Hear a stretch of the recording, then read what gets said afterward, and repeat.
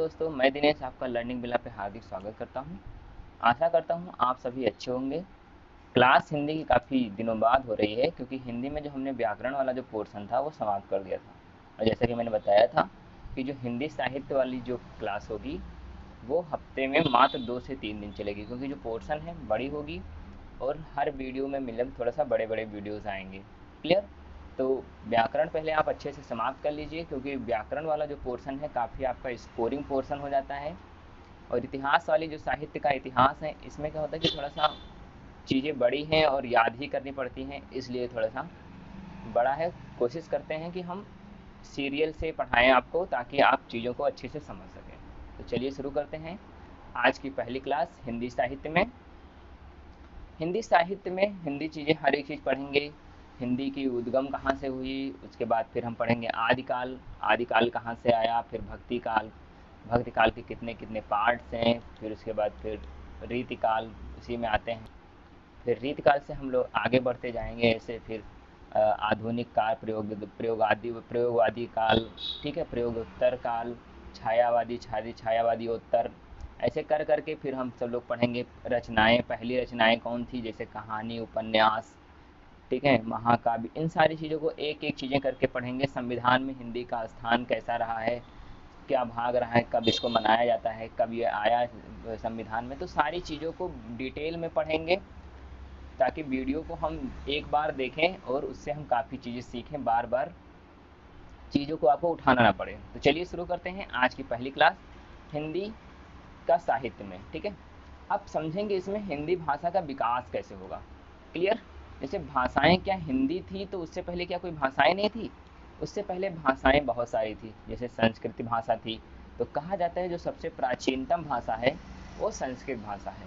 उसके बाद पाली आती है, उसके बाद प्रकृत आती है, प्रकृत के बाद हमारी अपभ्रंश भाषा आती है, फिर अवहट आती है, अवहट के बाद जाकर हमारा क्या हिंदी। कहा जाता है हर 100 साल के बाद जो भाषाएं हो वो दूसरा रूप ले लेती हैं। ऐसा बहुत बड़े बड़े साहित्यकारों का कहना है कि जो साहित्यकार हैं वो कहना चाहते हैं कि हर 100 साल पे हमारी जो लैंग्वेज है वो चेंज हो जाती है। जैसे अब धीरे धीरे हम किसकी तरफ जा रहे हैं, अंग्रेजी की तरफ जा रहे हैं, तो धीरे धीरे हिंदी का समापन होने लगेगा। क्लियर। लेकिन हमारी जो संस्कृति है विविधताओं का देश है, इतनी विविधताएं होते हुए भी हम हिंदी को अपनी राजभाषा बनाए हुए हैं। क्लियर। तो चलिए एक एक चीज़ों को देखते हैं, उसके बाद आगे इसी ऐसे ही कॉन्सेप्ट को समझते जाएंगे। तो देखते हैं हिंदी भाषा का विकास।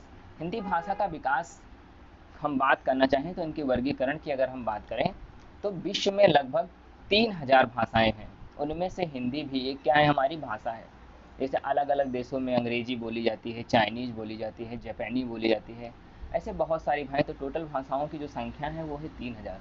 और जो सबसे ज़्यादा भाषाएं बोली जाने वाली हैं वो है हमारी चाइना, यानी चाइना की पॉपुलेशन बहुत ज़्यादा है और दूसरे नंबर पर हमारी हिंदी ही है। क्लियर। तो इसी तरीके से हम बढ़ते जाते हैं।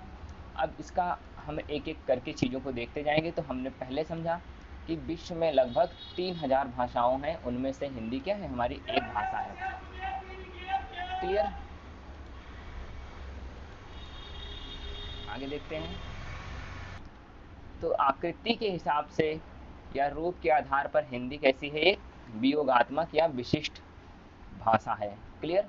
इसी तरीके से भाषा परिवार क्या है, तो क्वेश्चन बहुत बार पूछा कि भाषा का परिवार कौन सा है। तो भाषा का जो परिवार है वो है भारोपीय परिवार, क्योंकि ये भारत प्लस यूरोप से मिलकर बना हुआ ये भाषा है, इसीलिए कहा जाता है ये कौन सा परिवार है, भाषा और यूरोप। क्लियर। इसीलिए इसे कहा जाता है कि ये भारोपीय परिवार, इसकी परिवार की भाषा है हमारी हिंदी। क्लियर। अब भारत में जो मुख्य 4 भाषाएं हैं, 4 परिवार भाषाएं हैं, वो कौन कौन सी हैं। याद रखिएगा कि भाषा परिवार की अगर बात की जाती है तो हमारा भारोपीय परिवार है। और लिपि आगे बताएंगे तो लिपि की कौन सी हमारी देवनागरी लिपि है। क्लियर। ठीक है। तो यहाँ पर हम बात करना चाह रहे हैं हिंदी के आधार के परिवार के आधार पर हिंदी की जो परिवार कौन सी है, वो भारोपीय परिवार। भारोपीय परिवार का मतलब भारत प्लस यूरोप से आई हुई है ये भाषा। क्लियर। अब भारत में 4 भाषा परिवार हैं, कौन कौन सी है। एक तो हमारे पास द्राविड़ है, ठीक है, एक भारोपीय परिवार जो मैंने पहले बताया। उसके बाद आती है हमारी द्राविड़ परिवार, उसके बाद ऑस्ट्रिक और एक चीनी तिब्बत। तो एक एक चीज़ों को समझते जाते हैं कि ये बोली कहाँ कहाँ जाती हैं, ताकि हम ये समझ सकें कि विविधताएं होते हुए भी भारत एक एकता का सूत्र में बंधा हुआ है। ठीक है, तो देखिए भारत में लगभग पूरी तरीके से बोला जाता है क्या, भारोपीय परिवार, जैसा कि हमारा हिंदी वगैरह। ठीक है, और द्रविड़ जो हमारी साउथ एरिया में भेजा जाता है, जब ये हमारे पास नक्शा आता है, ठीक है, तो यहाँ पे जो हमारी बोली जाती है, ये एरिया हमारे पास द्राविड़ बोली जाती है। और यहाँ पे जो बोली जाती है, क्योंकि ये चीनी चाइना और तिब्बत बॉर्डर होता है, क्लियर, तो यहाँ पर हम लोग क्या बोलते हैं, ये बोलते हैं चीनी तिब्बत। और इसको बोलने वाली संख्या सबसे कम हमारी कौन सी भाषा भारत में बोली जाती है, चीनी तिब्बत। क्लियर। ऑस्ट्रिक इसी तरीके से बोली जाती है कहीं कहीं पर। ठीक है, चलिए आगे देखते हैं। तो यहाँ हमने समझाया कि जो भारोपीय परिवार है हिंदी की, क्लियर, और भारत में चार मुख्य भाषा परिवार हैं। ठीक है, जिसमें भारोपीय, उसके बाद हमारे पास आता है द्रविड़, ठीक है, उसके बाद ऑस्ट्रिक, उसके बाद चीनी और तिब्बत। ठीक है, चीनी तिब्बत एक ही में है क्योंकि ये एक बॉर्डर पे पाए जाते हैं। अब आर्य भाषा को तीन कालों में बांटा गया है। ठीक है, ये कौन कौन से काल होते हैं, एक वैदिक काल होते हैं जिनको संस्कृत काल कहते हैं, एक मध्य काल और एक आधुनिक काल। तीन भागों में हम इनको जानेंगे। क्लियर। क्वेश्चन यहाँ से भी बात आते हैं कि आर्य भाषा को कितनी भाषाओं में बांटा गया है, तो तीन भाषाओं में। तो पहली आती है हमारी वैदिक संस्कृत और दूसरा लौकिक संस्कृत। वैदिक संस्कृत का मतलब है वह संस्कृत जो वेदों में यूज किए गए हैं। क्लियर, प्राचीन काल का स्टार्ट ही हुआ है हमारा किससे, वैदिक संस्कृत से। तो याद आता है कि जब संस्कृत हिंदी कहाँ से निकलती है, वो हमारी आती है संस्कृत से। इसीलिए इसको क्या कहते हैं, हिंदी की जो माता है वो कौन है, हमारी संस्कृत है। क्लियर। अब इसका नामकरण किसने किया, तो इसका नामकरण महर्षि पाणिनि द्वारा नाम दिया गया क्या, छंद, छंद नाम दिया गया। और इसका समय क्या रहा, 1500 से 1000 ईसा पूर्व। जब हम इतिहास पढ़ाएंगे उसमें बताएंगे ईसा पूर्व का मतलब क्या होता है, हर एक चीज़ों को बताएंगे। साथ साथ आपको ये भी बताएंगे मैप से रिलेटेड, जब हिंदी यहाँ से हिंदी पढ़ाएंगे तो उसको भी वहाँ इंट्रोड्यूस करते चलेंगे ताकि आप लोगों को आसानी रहे। क्लियर। तो बाकी चीज़ आप देखते रहिए, आगे बढ़ते हैं। क्लियर। वीडियो को लाइक शेयर एंड सब्सक्राइब भी करते रहिए और अपना प्यार ऐसे बनाते रहिए। चलिए आगे देखते हैं। पहले आती है हमारी वैदिक संस्कृत, उसके बाद लौकिक संस्कृत। क्लियर। ये क्या है, संस्कृत, इसको भी दिया किसने, महर्षि पाणिनि द्वारा दिया गया है 1000 से 1020 तक। क्लियर। तो याद रखिएगा 1000 से 1020 तक ही आया हमारे पास। ठीक है, चलिए आगे देखते हैं। अब आता है हमारे पास मध्यकालीन। अब मध्यकालीन मैंने बताया कि पहले संस्कृत आती है, संस्कृत भी दो भागों में बढ़ जाते हैं, वो होता है वैदिक संस्कृत और लौकिक संस्कृत। उसके बाद जो हमारा आता है पाली आती है, और पाली भी दो भागों में बढ़ जाती है, एक प्रकृत पाली और एक द्वितीयक पाली। तो प्रकृत पाली जो होती है वो हमारे बौद्ध धर्म से रिलेटेड होते हैं, जिसमें बौद्ध जी ने सारे उपदेश दिया, उनकी कौन कौन सी त्रिपिटक, विनय पिटक, ठीक है, ये सारे हमारे जो उनके द्वारा लिखित हैं, उन सारी चीज़ों के बारे में हम जानते हैं। ठीक है, तो बुद्ध जी ने क्या क्या, प्रकृत पाली जो आती है, जब मध्यकालीन बढ़ता है फिर से हमारा दो भागों में, तीन भागों में हालांकि बढ़ता है। तो कौन कौन सी बातें, पहले आता है पाली आती है, फिर प्रकृत आती है। ठीक है, पाली में क्या होता है, जो बुद्ध जी ने सारे उपदेश दिया है उनकी बातें करते हैं। क्लियर। 500 से 1 लाख ईसा पूर्व पाली की समयावधि कहा जाता है। इसी तरीके से जो द्वितीय में आती है वो हमारी आती है क्या, द्वितीय पाली, यानी द्वितीय प्रकृत पाली, जिसमें आता है प्रकृत। इसमें महावीर जी ने सारे उपदेश दिया। ठीक है, 24वें तीर्थंकर के रूप में इन्हें जाना जाता है।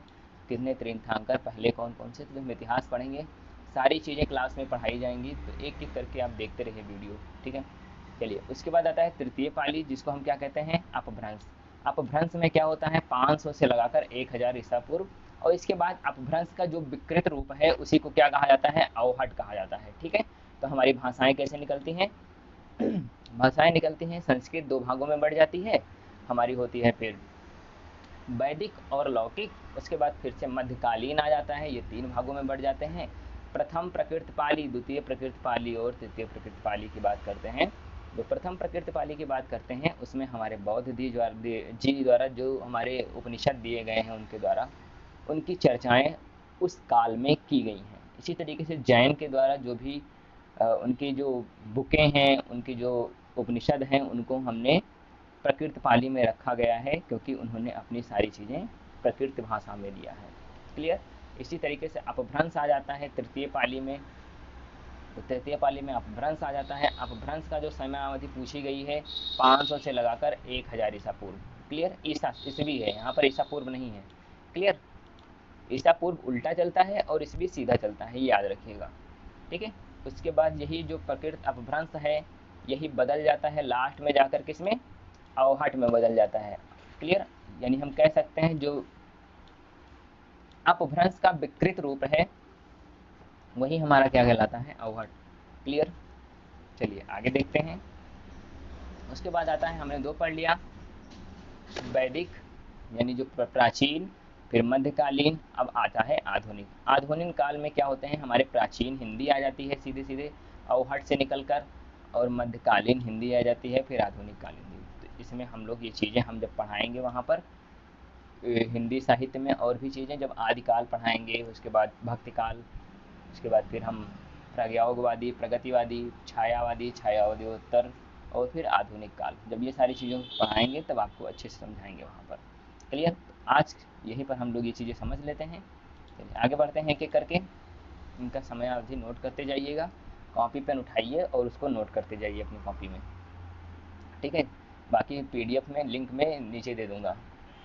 चलिए, अब हिंदी का विकास क्रम कैसे होता है, मैंने बताया संस्कृत आती है, दो भागों में बढ़ जाती है, एक वैदिक वाली आती है और एक हमारी लौकिक आ जाती है, और उसके बाद हमारी ये तीन भागों में बढ़ जाती थी अभी। ठीक है। और इसी में ये तीनों चीज़ें आ जाती हैं। क्लियर। ये तीनों चीज़ें क्या हो जाती है, फर्स्ट सेकंड, पाली, प्रकृत और अपभ्रंश। ठीक है। तो पाली में मैंने बताया बुद्ध जी जो जितने भी उपदेश दिए हैं उनको किस भाषा में रखा गया है, पाली भाषा में। तो सीधे सीधे यही क्वेश्चन पूछ लेते कि बुद्ध भगवान ने अपने उपनिषद किस भाषा में दिया, तो वो है हमारा पाली भाषा। इसी तरीके से जैन लोगों ने किस तरीके से दिया, तो हमारी प्रकृत भाषा में है। उसके बाद अपभ्रंश है, अवहट है, फिर हिंदी आती है। क्लियर। अब आगे चलकर यही चीज़ें अंग्रेजी वगैरह में बदल जाएंगी। जैसा मैंने बताया हर 100 साल 500 साल के बाद ये अपनी भाषाएं क्या हो जाती हैं, दूसरा रूप ले लेती हैं। अब याद आता है हमारा संस्कृत। तो संस्कृत को क्या कहा जाता है, हिंदी की जननी कहा जाता है। हिंदी की जननी कौन है, संस्कृत है। लेकिन इसका जो पालन पोषण किसने किया, वो हमारा किया किसने, अपभ्रंश। तो मौसी की अगर बात किया जाए तो वो हमारी अपभ्रंश भाषा है। इन बातों का भी विशेष रूप से ध्यान रखें। माता तो पूछ ही लेता है और मौसी भी पूछ लेता है, जिन्होंने इनका लालन पालन किया। ठीक है। भाषा एक दूसरे से ली गई है। चलिए अपभ्रंश भाषा के गुण देख लेते हैं। अपभ्रंश भाषा में अगर बात की जाए तो मैंने पहली चीज़ बताया कि जो संस्कृत के उपदेश वगैरह दिए गए हैं, ठीक है, पौराणिक कथाएं, वैदिक जितने हमारे वेद लिखे गए हैं वो सारे किस में लिखे गए हैं, सारे संस्कृत में लिखे गए हैं। ठीक है। उसके बाद हमारे पास आता है पाली। पाली में मैंने बताया कि बुद्ध भगवान जी के द्वारा जो भी उपदेश दिए गए वो सारे पाली भाषा में दिए गए हैं। इसी तरीके से जब हमारे पास जैन भाषा आती है तो जैन में हमारी सारी चीज़ें प्रकृत भाषा में दे दी जाती है। उसके बाद अपभ्रंश भाषा आ गई। तो अपभ्रंश भाषा में क्या होता है, इसका मैंने बताया 500 से लगाकर 1000 पूर्व। इसके जो प्रमुख कवि का नाम कहा जाता है वो है स्वयंभू जी हैं। ठीक है। तो इन बातों का भी याद रखिए, इनकी कौन कौन सी रचनाएं हैं, ये आगे हम चलकर हर एक चीज़ आदिकाल की रचनाएं हैं उनको बताएंगे। अपभ्रंश का शाब्दिक अर्थ क्या होता है, पतन, क्योंकि पतन होने के बाद ये किस में बदल जाती है, अवहट भाषा में। चलिए कुछ और इनके रचनाकार देख लेते हैं। ठीक है। और स्वयंभू को क्या कहा जाता है, अपभ्रंश का वाल्मीकि कहा जाता है। ये भी याद रखिए, मोस्ट इंपॉर्टेंट क्वेश्चन है। अपभ्रंश का क्या है, इन्हें कहा जाता है रचनाकार। सॉरी, अपभ्रंश के क्या है, वो वाल्मीकि हैं। इसी तरीके से वाल्मीकि जी ने रामायण वगैरह दिया है, इन्होंने अपने बुकों को दिया है। आज हम इनको देखते रहेंगे। उसके बाद धनपाल जी हैं, पुष्यदंत हैं, सरहपा कणहपा हैं। ये जितने भी लोग हैं ये सब आदिकाल के हैं, याद रखिएगा, क्योंकि हिंदी अभी आई नहीं है। अभी हम लोग कहाँ पहुँच रहे हैं, अपभ्रंश। अपभ्रंश में ही हम सब किसको पढ़ रहे हैं, अभी आदिकाल। तो ये सब आदिकाल के लेखक हैं, रचनाकार हैं। चलिए आगे देखते हैं। अपभ्रंश से अब आधुनिक आर्य भाषा में आते हैं। ठीक है। अपभ्रंश में क्या होता है, अपभ्रंश की जो भेद हैं और उनकी आधुनिक आर्य भाषा कौन कौन सी, शौर सैनी। शौर सैनी का मतलब होता है पश्चिमी। अब पश्चिम में जितनी भी भाषाएं बोली जाती हैं वो कहाँ से निकली हुई हैं, हमारी निकली हुई है किससे? शौर सैनी से। अब पश्चिम के भाग हम गिनाना स्टार्ट करें तो पश्चिम में हमारे आ जाते हैं गुजरात, राजस्थान, ठीक है, छत्तीसगढ़ी, ठीक है, और उधर ही हम चले जाएं आगे हम जाते हैं, छत्तीसगढ़ तो हमारे नीचे पड़ जाता है, तो राजस्थान और उसके बाद पंजाब वगैरह सब हमारे पश्चिम साइड आ जाते हैं। तो हमने यहाँ कुछ लिख दिए हैं, ठीक है, बाकी जब हम मैप कराएंगे तो उन चीज़ों को देखें। राजस्थान, गुजरात हमारी क्या है? पश्चिमी भाग। अर्ध मगधी, मगध मतलब बीच वाली भाषाएं, जो बीच में बोले, मगधी हम लोग बोलते हैं ना। तो यहाँ कौन कौन सी? जो पूर्वी हिंदी बोलते हैं, जो हम लोग बीच में हैं, इसीलिए ये कौन सी भाषा है? पूर्वी हिंदी। अब पूरी मगधी में कौन कौन सी भाषा आती है? बिहार आता है, बिहार बीच ही में पड़ जाता है। क्लियर? जब हम मैप बनाते हैं ऐसे, सॉरी, यहाँ पे ऐसे मैप बनाते हैं, ठीक है, तो ये कुछ ऐसा है। तो इस वाले एरिया में ऐसे हमारा यूपी वगैरह ये सारी चीज़ें आ जाती हैं, उड़ीसा वगैरह, तो ये सारी चीज़ें देखेंगे तो ये मिडिल में आती हैं, इसीलिए इसे मध्य, मगधी, मगधी से निकला हुआ है, ठीक है, मगध नरेश, ठीक है। तो यहाँ देखिए बिहारी, उड़िया, बांग्ला, आसामिया, तो ये सब सारी भाषा। उसके बाद खस आती है, तो ये जो पूछी जाती है शौर सैनी और मगधी पूछी जाती हैं सबसे ज़्यादा बार। और उसके बाद खस आती है जो पहाड़ी या पंजाबी क्षेत्र में बोली जाती है, ठीक है। ये भी किससे प्रभावित हैं? हमारी शौर सैनी से, क्योंकि मैंने बताया शौर सैनी का मतलब होता है पश्चिमी भाग।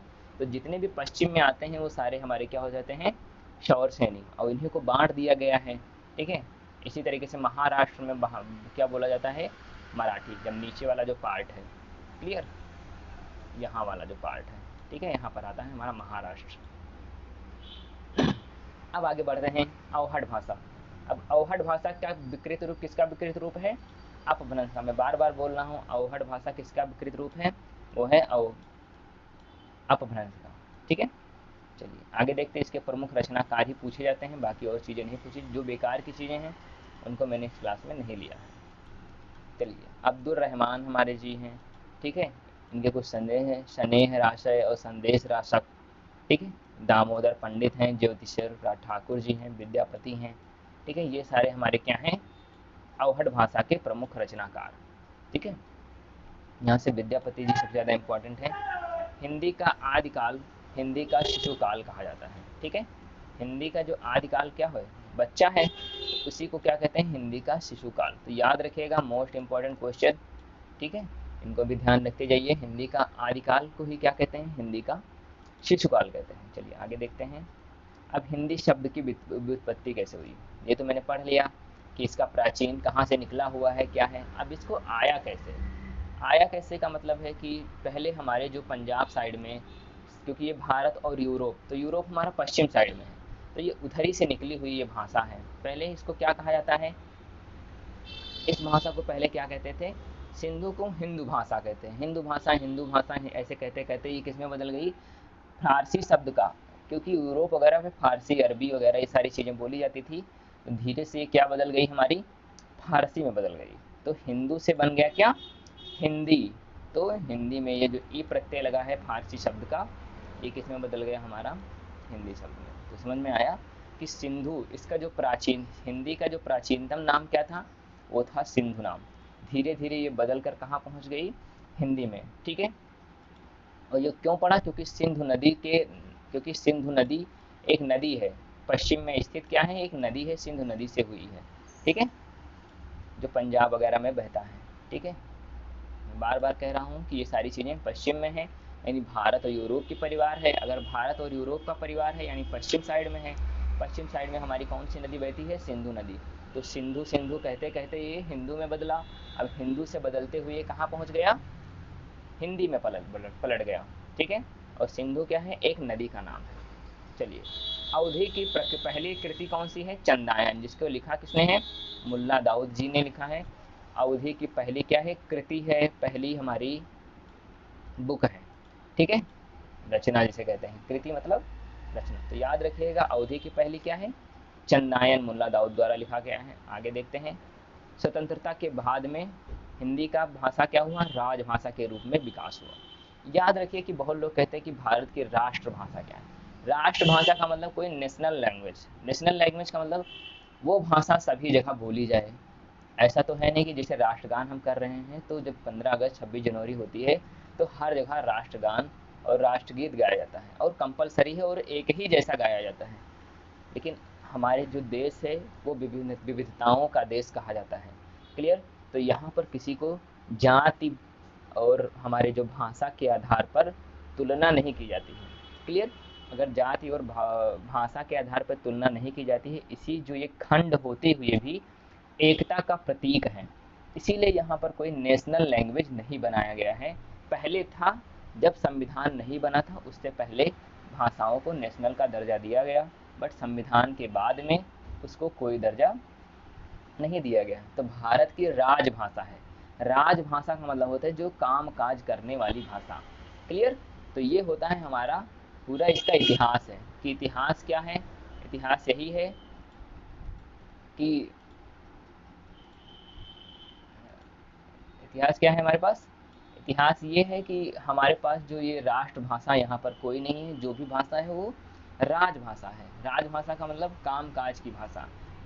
पहली यहाँ पर त्रिसूत्री विभाजन हुआ, जिसमें हम भाषाओं को आधार पर कि पहले उसे जो रीजनल जो बच्चा है उसको उसी के भाषा में पढ़ाया जाए जो उसकी मदर टंग है। उसके बाद आप दूसरा चीज़ें पढ़ाएं। जैसे हम अपने यूपी में रह रहे हैं, तो यूपी में हमें सबसे प्रायोरिटी क्या मिलनी चाहिए कि हमको हिंदी मिले। उसके बाद आप जो भी भाषा, दो भाषा और देना चाहते हैं वो आप भाषाएं दे सकते हैं। इंग्लिश पढ़ाना चाहे इंग्लिश पढ़ाइए, बट स्टार्टिंग का जो बेस है, बच्चा चूँकि हिंदी मीडियम से है तो बच्चा पहले हिंदी तरीके से ही समझ पाता है। क्लियर। तो उसकी मदर टंग से पढ़ाना उसकी प्राथमिक भाषा है। ठीक है। जब हम सीडीपी पढ़ाएंगे तो वहाँ पर इन चीज़ों को बताएंगे, क्योंकि ये जो क्लास है ये पूरी वनडे क्लास, वनडे एग्जाम के लिए है, जिसमें टीचर वैकेंसी के लिए मोस्टली फोकस किया गया है। क्लियर। चलिए आगे देखते हैं।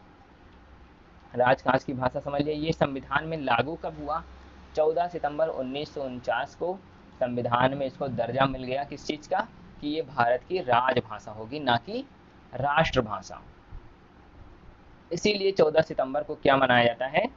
14 सितंबर को मनाया जाता है हमारा हिंदी दिवस।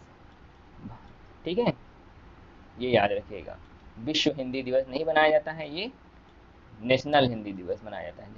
अपने इंडिया में विश्व हिंदी दिवस हमारी मनाते हैं 10 तारीख को। ठीक है।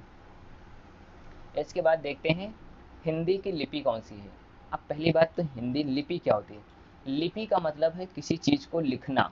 जैसे छोटा बड़ा लिख रहे हो तो वो उसकी लिपि है। भाषा जो होती है वो सुनी जाती है, बोली जाती है, बट जो लिपि होती है वो लिखी जाती है। तो क्वेश्चन आता है कि लिपि और भाषा में क्या अंतर है। जब तक कोई लिपि नहीं होगी तब तक उसका कोई भाषा नहीं बनेगा, यानी पहले लिपि भी होनी चाहिए। ठीक है। जैसे ब्राह्मी लिपि, संस्कृत में से जो सबसे ज़्यादा प्रचलित लिपि है वो कौन सी है? वो है हमारी ब्राह्मी लिपि। उसी से निकली हुई कौन सी लिपि है? ये हमारी देवनागरी लिपि निकली हुई है। और ब्राह्मी लिपि का प्रयोग कहाँ किया जाता था? वो किया जाता था हमारे संस्कृत वगैरह में। ठीक है। खरोष्ठी हुई, जो मुस्लिम समुदाय करते हैं प्रयोग, वो खरोष्ठी लिपि कहते हैं। ठीक है। आगे देखते हैं। तो समझ में आया कि लिपि भारत की कौन सी है? हिंदी लिपि है। हिंदी की लिपि कौन सी है? वो है देवनागरी। भारत में कोई भी राष्ट्रभाषा नहीं है। मोस्ट इम्पॉर्टेंट स्टार बना हुआ है, तो याद रखिएगा कि भारत की कोई भी राष्ट्रभाषा नहीं है। लिपि कौन सी है? देवनागरी। परिवार कौन सी है? भारोपीय परिवार। भारत में कितनी भाषाएं हैं? 4 भाषाएं। सबसे ज़्यादा भाषाएं कौन सी बोली जाती है? भारोपीय। दूसरे नंबर पर द्रविड़, उसके बाद आष्ट्रिक, उसके बाद चीनी तिब्बत। ठीक है। 4 पार्ट हैं भारत के, 4 कोने हैं। तो याद रखिएगा कि 4 कोनों में 4 भाषाएं बोली जाती हैं। ठीक है। इधर चाइना, चीनी, तिब्बत, द्रविड़, और ऐसी तरीके से जो पूरे में कहीं कहीं पे बीच में मान लेते हैं हम, क्या है हमारी पूरी भारोपीय परिवार की भाषा। चलिए आगे देखते हैं। अब संविधान में इसका का स्थान कैसा रहा। ठीक है।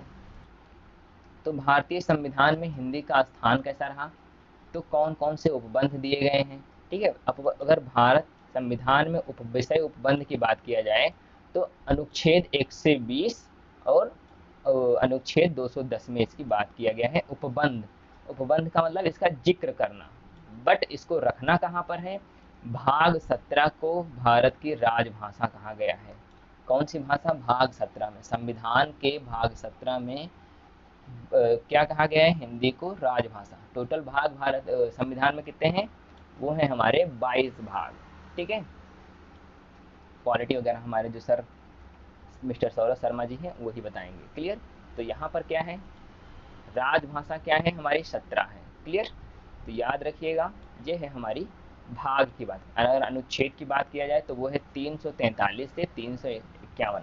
अब हर अनुच्छेद के बारे में अलग अलग चीज़ कही गई है कि कहाँ पर कैसा कहना है, किसमें राजभाषा बोला गया है, कौन सुप्रीम कोर्ट में अनुच्छेद लागू करेगा। ठीक है, तो वो उन सब चीज़ों को देखेंगे।